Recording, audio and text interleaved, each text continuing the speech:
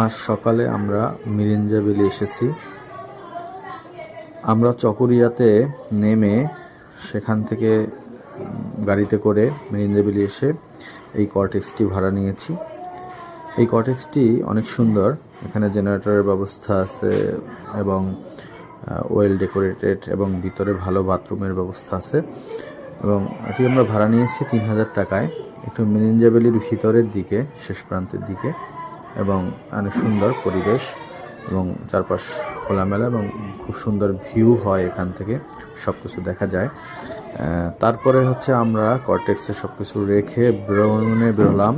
আমরা প্রথমে গেলাম মাতামুহুরী নদী ভ্রমণের জন্য। সেখানে আমরা দুপুরে গোসল করব এবং মাতামুহুরী নদীর সুখের পাহাড়, দুঃখের পাহাড়, এইসব জায়গাগুলো দেখব।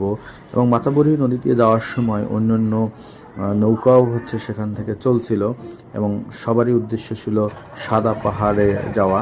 এখানে মাতামুহুরী নদী থেকে ধরে নৌকা ধরে কিছু সামনে আগানোর পরে আমরা একটা সুন্দর সাদা পাহাড় দেখতে পাবো। তো নদীর দুই দিকের সুন্দর সুন্দর দৃশ্য দেখলাম এবং পানিগুলো স্বচ্ছ ছিল অনেক, এবং এই পানি ধরেই আমরা এগোতেছিলাম।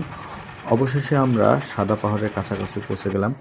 আমাদের সাথে যারা ছিল তারা অনেকেই চেষ্টা করলেন সাদা পাহাড়ের গায়ে দিয়ে উঠতে, উপরের দিকে কিছু দূর ওঠার চেষ্টা করলেন। বেশি দূর উঠা গেল না, কারণ পাহাড় অত্যন্ত উঁচু এবং খাড়া। সবাই মোটামুটি চেষ্টা করছেন কম বেশি উঠার জন্য। তারপরে যতদূর চেষ্টা করা গেছে ততদূর উঠছেন। তারপর নেমে আমরা সবাই একসাথে নদীতে গোসল করছি। আমি অবশ্য এই জায়গাটা পানি অনেক, আমি এই নদীটা ক্রস করে ওই পারে চলে গিয়েছিলাম। তারপর আবার সাঁতার কেটে এপারে চলে আসছি এবং সবাই মিলেই গোসল করেছি। ততক্ষণ এখানে আমাদের নৌকাটা বাঁধা ছিল। আমরা প্রায় 20 মিনিট ধরেই গোসল করলাম। এখানে গভীরতা অনেক বেশি, কিন্তু পানি বেশ ঠান্ডা, কারণ পাথুরে নদীর পানি, সেজন্য পানিটা প্রচুর ঠান্ডা। তারপর আমরা গোসল করার পর আমরা এখান থেকে আবার একটু পরেই রওনা দিব লামা উপজেলার নৌকা ঘাটে।